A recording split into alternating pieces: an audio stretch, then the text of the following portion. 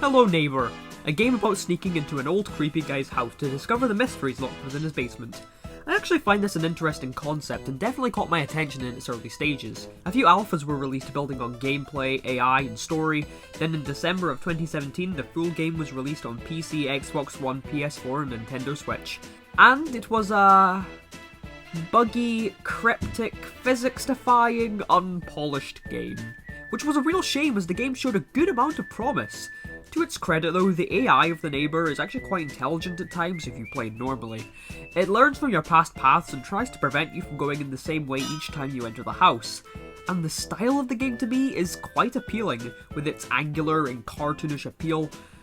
But I'm sorry, if this was meant to be a horror game, you most certainly didn't do your job. 1 year later, TinyBuild teased a game titled Hide and Seek, and followed the story of the Neighbour's children as they struggle to deal with their mother's death, eventually leading to the death of the daughter.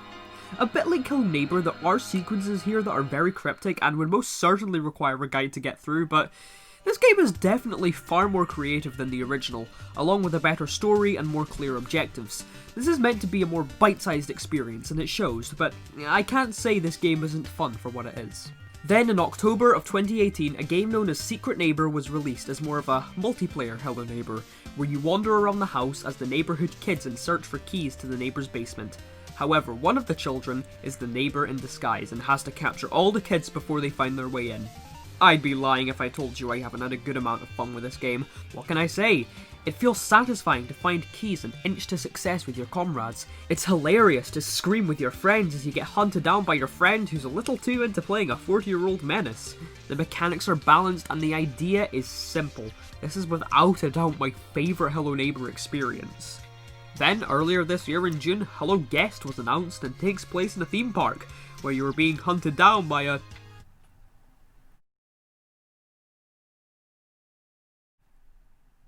What? I'll be honest, I think I care about this game the least out of all of these. I personally see this as a Hello Neighbour open experience, where instead of the neighbour, it's a... But the game isn't even out yet, and so I'm not one to judge. But, during Microsoft's conference, a sequel to the beloved Hello Neighbour was revealed, and later Alpha 1 was released.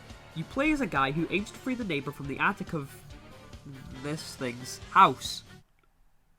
That's it, that's all you're given, they ain't even trying at this point. I know this game was only an alpha, but hear me out, this game is one of the lamest gaming experiences ever. The game can hardly function. Look at this! Why couldn't you just use the AI you'd already established? You built your whole brand off of this and look what it's become. I'm sorry, but the world did not need a Hello Neighbour 2. Well, I definitely think that the reputation of Hello Neighbour was kinda tarnished and definitely isn't as big of a deal as it was back then. Yeah, I can see the things it's accomplished and I can appreciate it.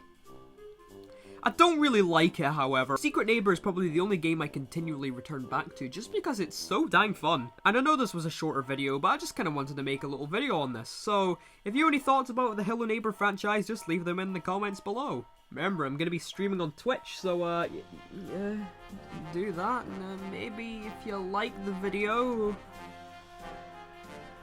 I think you know the rest.